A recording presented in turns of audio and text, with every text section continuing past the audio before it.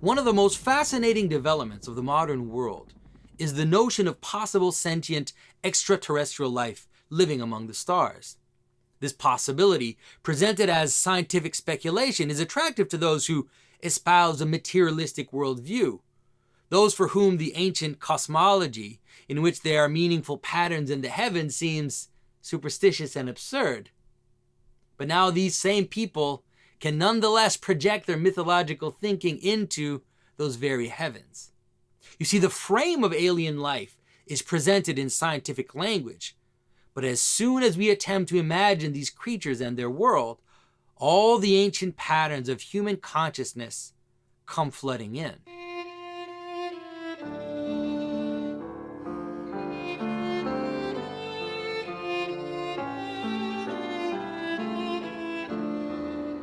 This is Jonathan Pedro. Welcome to the Symbolic World.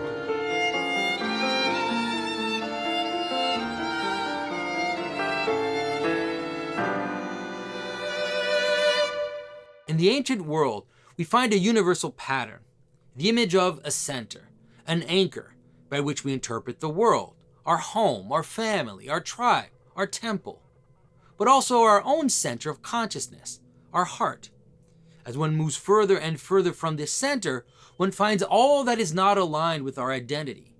The neighbor, that which we can still recognize first, but soon we find the stranger, the foreigner, and ultimately the barbarian, and even animality itself, the beast and the fantastical monster.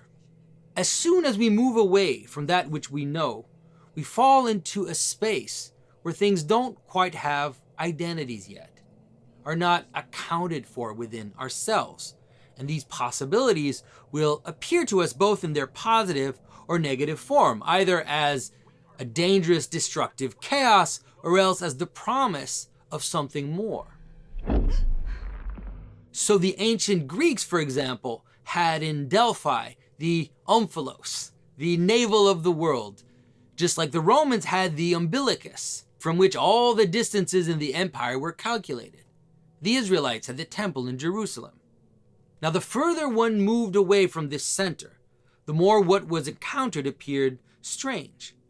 Ultimately, on the edge of the world were found mythic races of monsters, giants, inversions like the Amazons, hybrids like dog-headed shapeshifters of all kinds, and ultimately fantastical beasts and sea monsters. But in the same unknown region was also found stories of great sages, the naked philosophers of the East, untold bounty and treasure from faraway lands, and even the Garden of Eden. These patterns are not arbitrary, but they're the very shape of how we experience reality. Every day can be seen as a moving out of the home into an unknown future where one can find both danger and opportunity. And the duality of what is foreign still inhabits the human experience. And if the monsters and treasures were once pushed out to the outer edges of the earth, now these same tropes are projected into the infinity of outer space. And so instead of eliminating this mythological structure, we actually have a radicalization of it, where the impossible distances of our outer space have also wielded an infinite canvas for idiosyncrasy, monsters, demons, but also angels or godlike beings who can offer mankind its future. These tropes are often understood by the creators of these stories, which is why many extraterrestrial stories want to connect the question of these faraway aliens with issues and problems of immigration. Mikey? The difficulty in the encounter of cultures. The negative encounter can take the form of the destructive power of a monster, an invasion of the hordes of chaos, the infiltrator and corrupter of our world, an infection which contaminates us.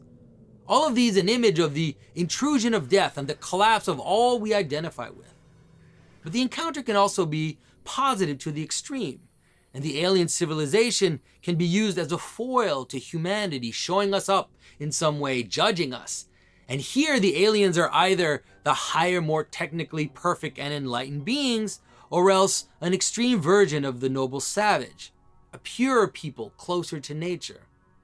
All of these are versions of the same reality, which is the problem of facing and categorizing something yet unknown as it appears in the periphery of our experience and our imagination. How encountering the unknown inevitably brings about the promise or confrontation of change and difference, growth or dissolution. In that manner, stories of extraterrestrials are a direct continuation of ancient narratives of encounters with faraway people, trade with mysterious civilizations, the pillaging and invasion of barbarians, or else they also recast the travel to the ends of the earth, which are exemplified by, let's say, the legends of Alexander the Great, the story of Marco Polo, or even more recent literary versions such as Gulliver's Travels.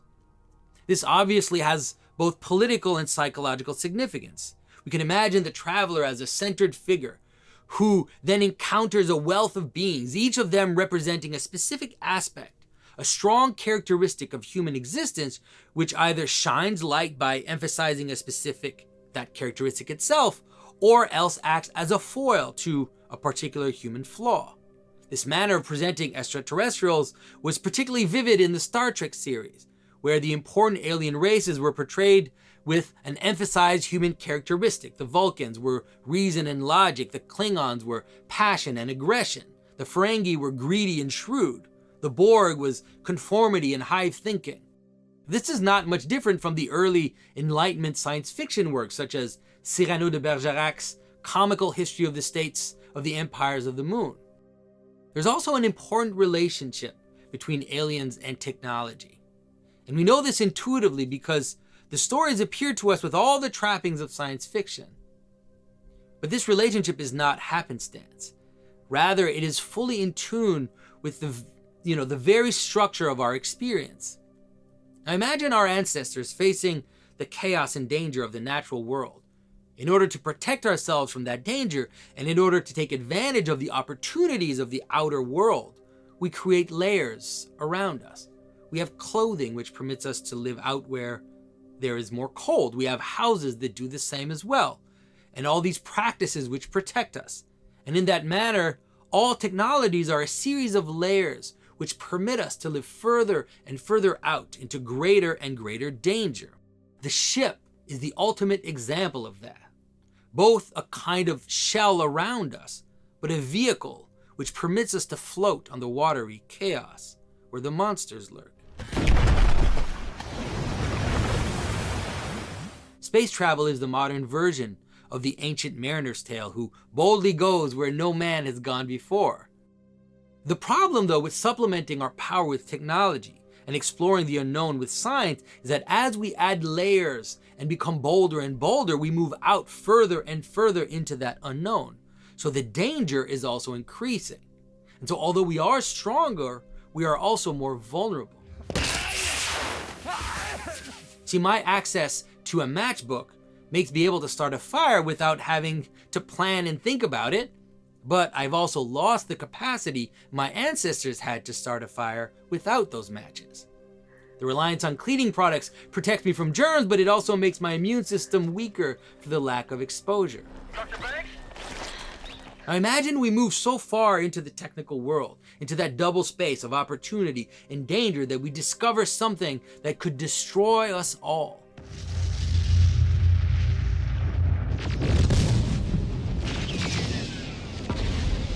On a personal level, more psychological level, imagine that in your own self you travel so far away from home, so far from yourself that you encounter something you could not foresee, a madness at the edge of your being, a chaos or evil so great that it can consume you. Face me now, or I will devour you.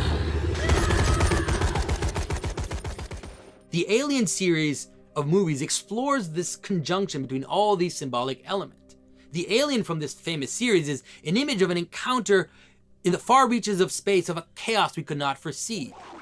A beast which defies all categories, which is constantly transforming, mutating, the evolutionary version of a shapeshifter. The very name of it, the xenomorph, joins the notion of the periphery, the outside, with the shifting and changing chaos. The first Alien movie makes this not only about the edge of social cohesion, but also the edge of reason and consciousness itself. So the alien is related to the nightmare, which is why the crew encounters this monster as an interruption of their cryogenic sleep. The creature, while joining many types of the humanoid monster, the aesthetic of demons and dragon, also taps into the notion of the alien as a foreign body and parasite, having insect or vermin-like qualities in its appearance. But the alien spreads itself by an actual parasite, which then infects its host and enters into it. In broader terms, the movies are constantly dealing with tropes of containment and evacuation of the foreign body. We even see this burning off at the end of the first movie. But while the alien plays with all the tropes of contamination, it is also the monster on the edge of the world, the dragon, or the Leviathan, this predator that will devour us if we wander too far away from the campfire. In the movie Prometheus, the unleashing of this foreign threat, the very existence of the alien species, is presented to us as a weapon for the destruction of mankind. Sometimes to create, one must first destroy. So imagine, if you will, the possibility of weaponized migration. This last example points to how, although the Alien movie presents the negative aspect of this encounter from far away, it also shows us the other side. In several of the movies, the technological advantage presented by the alien is seen as a potential that is extremely desirable. Both in the first and the second movie, part of the drama occurs around hidden attempts in some camps to wield the power of the alien. In the first movie, the android Ash has a secret mission to bring the alien to Earth, linking the very technological being of Ash to the technical potential presented by the alien. There's also something of a flavor of ancient medieval demonology and angelology within these stories of aliens. We see this, of course, in how New Age people often link meeting with aliens to spiritual experiences, encounters with angels, and many Christians apologists have also linked aliens to demon possession. Because demons are creatures out of the outer darkness, you could say, both oppressing us, devouring us, but also infecting us and using our bodies to their bidding. We can see how they function in a similar manner as aliens. And like in Star Trek, demons are usually linked with certain excess of human characteristics. And so just like the Ferengi, we have a demon of avarice. Just like the Klingon, we have demons of passion and anger. We are Klingons! We should therefore not be surprised to see that stories of alien abductions, often discovered when people are brought out of consciousness into hypnotic states, would bear similar stories, similar images to stories of witches, of demon possession, and the like. All of these patterns surrounding aliens dive deep into the structure of our human experience. They're very useful in understanding how we perceive difference, how we perceive novelty, and especially how we interact with what is foreign and on the edge of our civilizations, our culture, our religious beliefs, and even our own personal being and rationality. You can often tell quite a bit from a person's politics and their basic view of the world by discovering which type of extraterrestrial movie they find most appealing. Is one attracted mostly to E.T. or Close Encounters of the Third Kind? Or is it rather War of the Worlds and Independence Day? Or maybe like me, you can see both sides of the question of what is strange and foreign. You can come to perceive both possible extremes as well.